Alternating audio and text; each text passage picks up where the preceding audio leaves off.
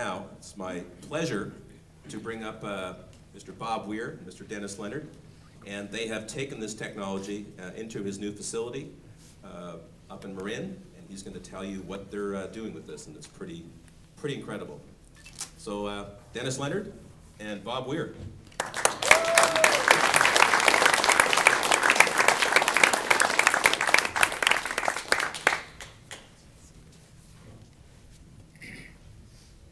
Start, consult my notes real quick.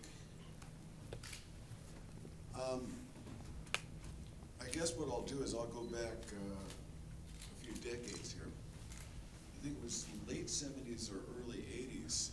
I was at the AES show.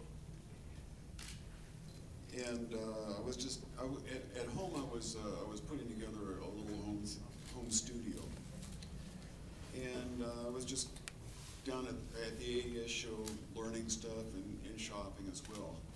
And I went by a booth, and I heard a really nice violin figure, solo violin, classical. I wanted to check that out, and it was coming through a speaker system that just blew me away. I had never heard speakers make sound like this. It was so real, only big. You know, it was a violin only in heaven somehow. And I met a guy, just sort of a hirsute guy. I said, you know, what is this? What system is this? He told me about it was the Meyer sound.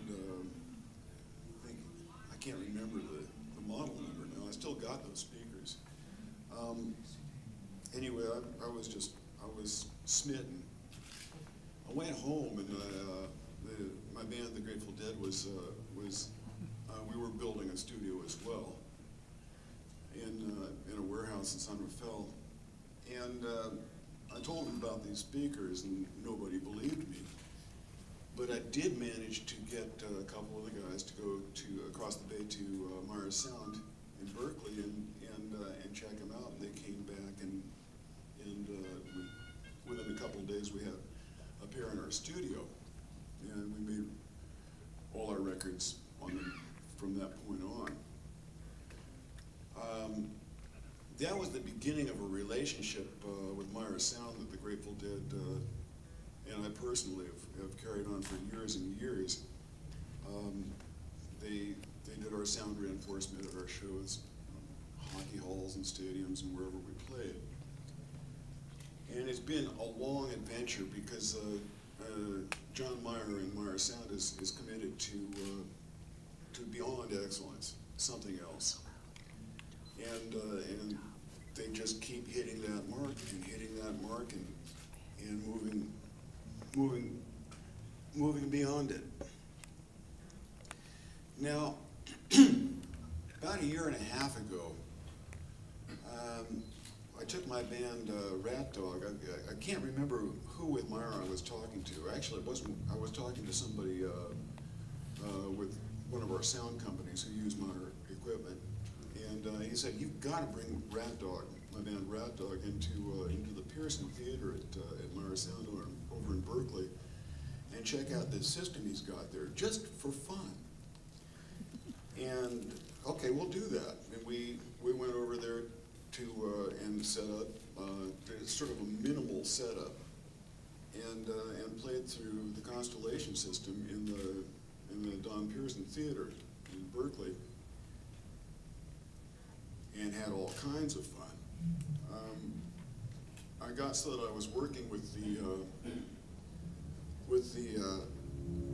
engineer who was running the Constellation system, and I would on an instrumental section, for instance, I would build it out to you know, we get real clashy and trashy and build out the instrumental section, and then for the last verse I wanted to make it intimate, and I would bring the sound down to the point where it was intimate, and I was you know, just so much fun and so fulfilling and so rewarding. And it was clear to me that this is a new color on a musician's palette. This is a whole new dynamic for music. I think it's going to be roughly as influential in the development of music as, say, the introduction of electrically amplified instruments. Is going to have that kind of impact. I know that I'm already composing for it, for this system, and I think that I've heard that classical composers are composing for it as well, because you can change everything. It's not the thrill for me is not just being able to have a system that makes it possible for the musicians to all hear each other clearly and have a system that emphasizes every shimmer of every instrument. But beyond that, it's dynamic. You can work with it. You can change. It's mutable. You can change the acoustical ambience to your satisfaction. And one of the things you can do, if I can remember how to do it on this layout, is I think we were set up, I may need some help here, but I think we were set up so that we had a delay. And that delay, you can set to various intervals, rhythmic intervals, so that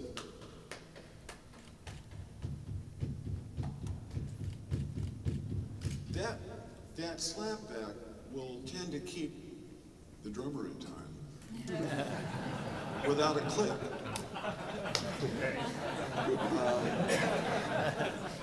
Keep your rhythm section honest, and it's also fun. One of the things as a producer that you're looking for is oftentimes to get gifted musicians to play less and make each note count more.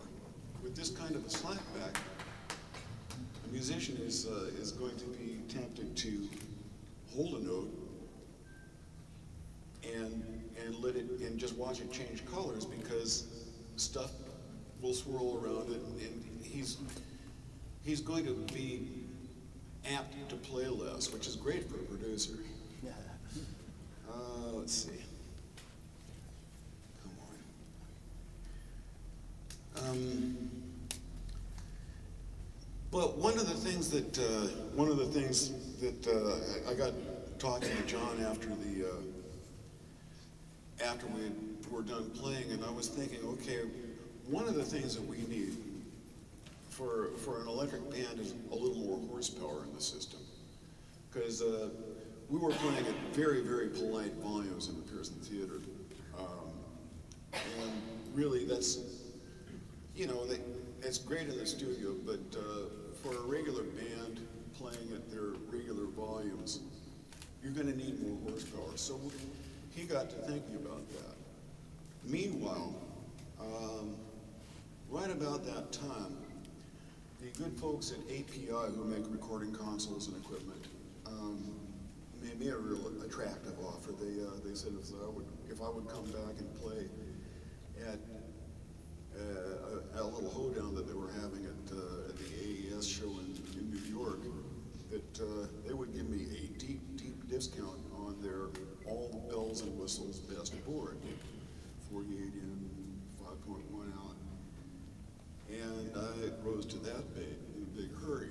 I was building a small studio in San Rafael, and I was figuring on putting the board in there.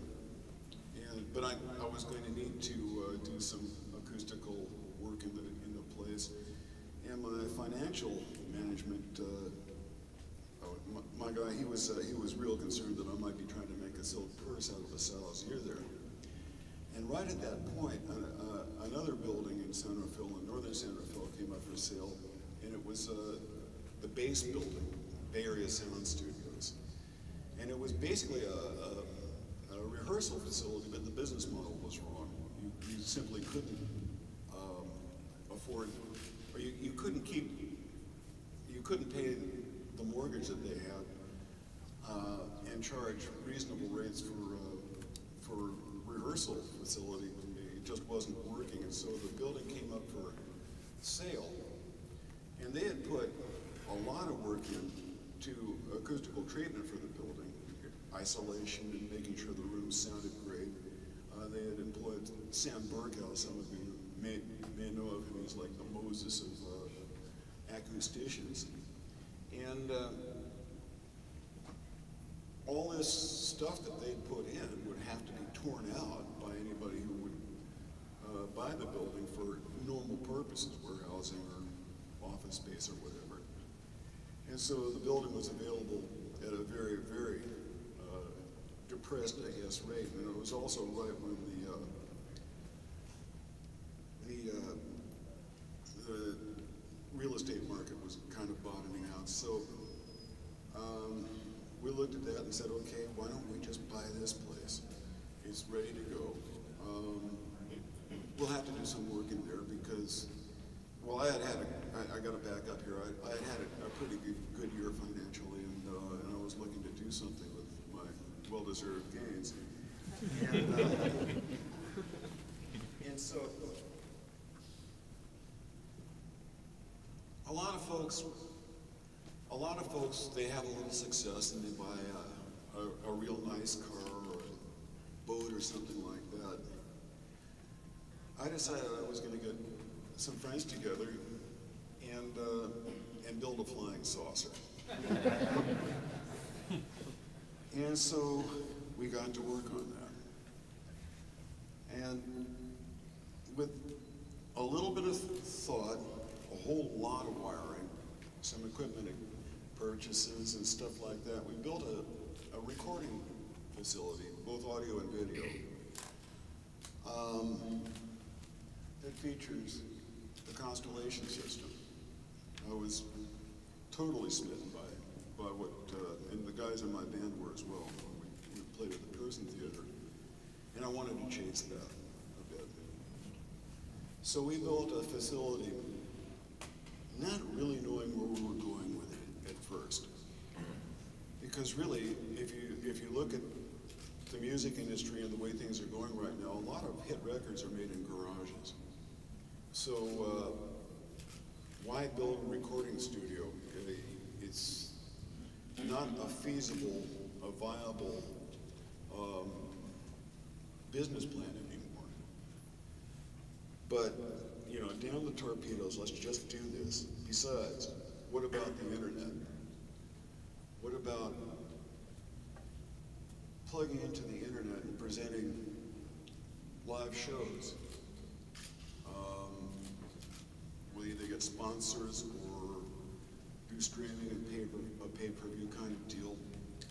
But this kind of venue for live performance is right around the corner. Let's go for that.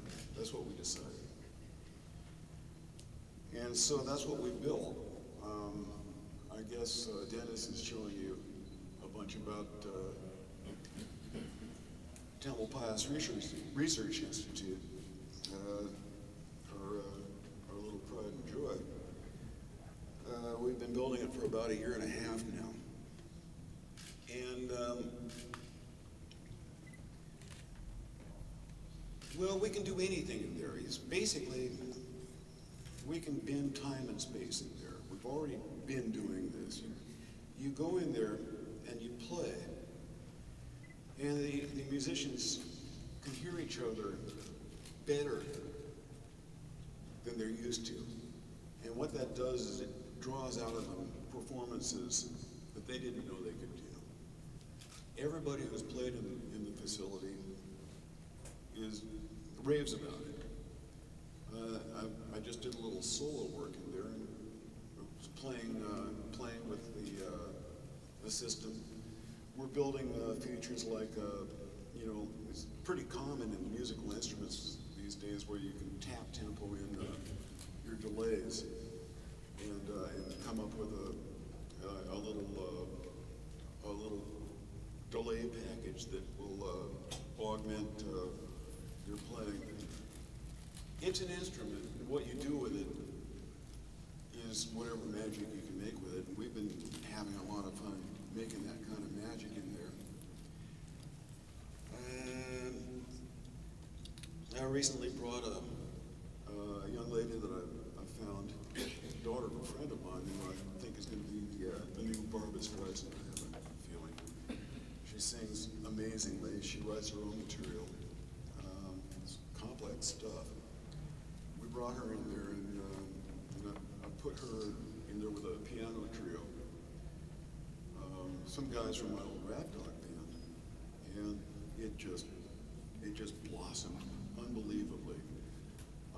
Anything you want to bring in there is just going to reach its full, its ultimate fullness right away, and then exceed itself.